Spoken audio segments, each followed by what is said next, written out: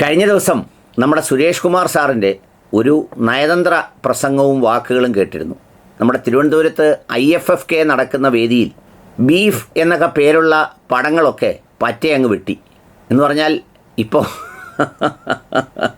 ബീഫും ഹലാലും പൊറോട്ടായി ഇറച്ചിയും ഒക്കെ പേടിയായിരിക്കുക. മലപ്പുറം ജില്ലയെന്ന പേര് പോലും എവിടെയെങ്കിലും സിനിമയിൽ പറഞ്ഞാൽ അതങ്ങ് വെട്ടണം എന്നാണ് പറയുന്നത്.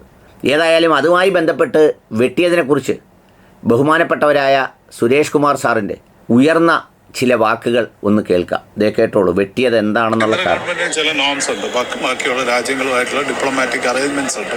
അപ്പോൾ ഏതെങ്കിലും ഒരു രാജ്യത്തിനെ മോശമായിട്ട് ചിത്രീകരിക്കുന്ന സിനിമകൾ നമ്മൾക്ക് ഇവിടെ കാണിക്കാനൊക്കില്ല എന്ന് അത് ഗവൺമെന്റിന്റെ പോളിസിയുടെ കാര്യമാണ്. അപ്പോൾ അത് വേണം, അങ്ങനെ ചെയ്യണം എന്ന് നമുക്ക് നിർബന്ധിക്കാനൊക്കില്ല. അപ്പോൾ ഇതിനുള്ള കാലതാമസം എന്ന് പറയുന്നത് നമ്മൾ നേരത്തെ സെൻസർ സംഗതി കേട്ടാ. അതായത് പുള്ളി പറയുന്നത് രാജ്യങ്ങളുമായിട്ടുള്ള നയതന്ത്രത്തിന് എന്തെങ്കിലും കുഴപ്പം വരുന്ന സിനിമകൾ ഇവിടെ കാണിക്കാൻ പറ്റില്ല. അതായത് തിരുവനന്തപുരത്ത് അങ്ങനെ ഒരു സിനിമ കാണിച്ചു പോയാൽ നയതന്ത്ര ബന്ധം ആകെ തകർന്നു പോകും. ശരിയാണ്, സുരേഷ് കുമാർ സാർ ഒരു ഉയർന്ന നിലവാരത്തിൽ നിന്ന് രാജ്യത്തിൻ്റെ താല്പര്യങ്ങൾ മുൻനിർത്തി പറയുകയാണ്.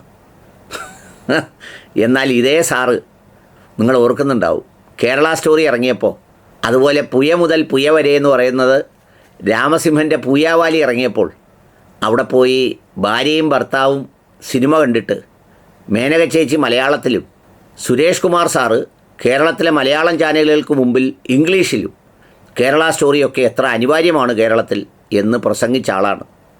അപ്പോൾ രാജ്യത്തിൻ്റെ നയതന്ത്ര ബന്ധങ്ങളൊക്കെ വഷളാകുന്നതിൽ അദ്ദേഹത്തിന് അമിതമായ ഉത്കണ്ഠയുണ്ട്.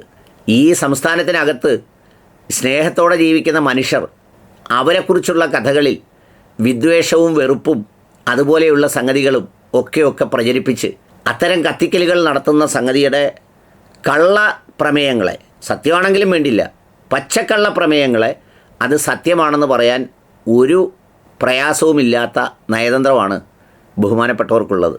അതുകൊണ്ട് ആ ബഹുമാനപ്പെട്ടവരുടെ നയതന്ത്രം കേട്ടപ്പോൾ എനിക്ക് സത്യത്തിൽ ചിരിയാണ് വന്നത്. ഏതായാലും ആ നയതന്ത്ര പ്രസംഗം നടത്തിയ ആളിൻ്റെ ആ കാലം മാറിയപ്പോഴും വിഷയം മാറിയപ്പോഴുമുള്ള കാപഢ്യം ഒന്ന് കണ്ടപ്പോൾ പറഞ്ഞു പോയതാണ്. സാർ, രാജ്യത്തിൻ്റെ നയതന്ത്രം വേണ്ടതാണ്, അത്യാവശ്യമാണ്. പക്ഷേ അതിനേക്കാൾ പ്രധാനമാണ് നാടിൻ്റെ സമാധാനം, സ്നേഹം, സത്യം, സന്തോഷം.